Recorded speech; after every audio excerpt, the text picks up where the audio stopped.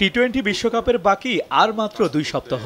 এর আগে নিজেদের প্রস্তুত করতে আরব আমিরাতের বিপক্ষে 2 ম্যাচের টি-20 সিরিজ খেলে বাংলাদেশ। সাকিব ছাড়াও আফিফ, মিরাজ, সোহানদের নিয়ে স্বাগতিকদের হোয়াইট ওয়াশ করে কিছুটা স্বস্তি ফেরে টাইগার শিবিরে। বিশ্বকাপের আগে এমন জয় দলের ক্রিকেটারদের বাড়তি আত্মবিশ্বাস যোগাবে বলে মনে করেন বিসিবি সভাপতি। সাকিব ছাড়া মোটামুটি কয়েকটা ছেলের খেলা তো অসম্ভব ভালো লাগে। মেহেদী হাসান, মিরাজের মতো প্লেয়ার যে টি-20তে আমরা নিতামই না তাকে কখনো, একটা সাংঘাতিক ইম্প্যাক্ট খেলার মধ্যে থাকে। হয় ফিল্ডিংয়ে, না হয় বোলিংয়ে, না হলে ব্যাটিংয়ে, কোথাও না কোথাও সে কিছু একটা করছে।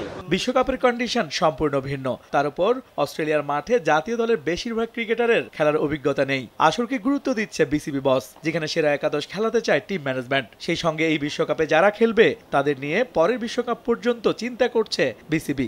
অস্ট্রেলিয়ার ওই কন্ডিশন, এখানে অনেকগুলো ছেলে তাদের কোনো ধারণাই নেই। ওয়ার্ল্ড কাপে এবার যে টিমটা খেলবে, আমার সাথে যে কথাটা হয়েছে, এটাকে আমরা কন্টিনিউ করব, তা না 1 বছর নেক্সট ওয়ার্ল্ড কাপ পর্যন্ত। তামিম ইকবালের অবসরে ওপেনিং স্লটে কোনো বাঁহাতি ব্যাটার নেই, তাই শান্ত ও সৌম্যকে দলে রাখেন নির্বাচকরা।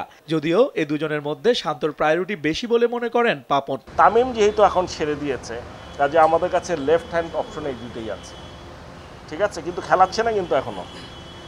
নাও এই দুজনের মধ্যে যদি কাউকে খেলাতে হয়, পাস্ট পারফরমেন্স দেখলে তাহলে সবাই বলবে সৌম্যকে নিতে, কিন্তু সৌম্য আমাদের টিমের সাথে নাই অনেক দিন। যে কন্ডিশনে খেলতে যাচ্ছে, নিউজিল্যান্ড বলেন, অস্ট্রেলিয়া বলেন, সাউথ আফ্রিকা বলেন, ওইসব জায়গায় এই সমস্ত বোলারদের ওই ধরনের কন্ডিশনে অন্তত টেস্টে ফেস করার অভিজ্ঞতা আছে শান্ত। মোস্তাফিজের সাম্প্রতিক ফর্ম ভালো না গেলেও বিশ্বকাপে ফিজ পূর্ণরূপে ফিরবেন বলে বিশ্বাস বিসিবি সভাপতির। ইশতিয়াক দীপু, সময় সংবাদ, ঢাকা।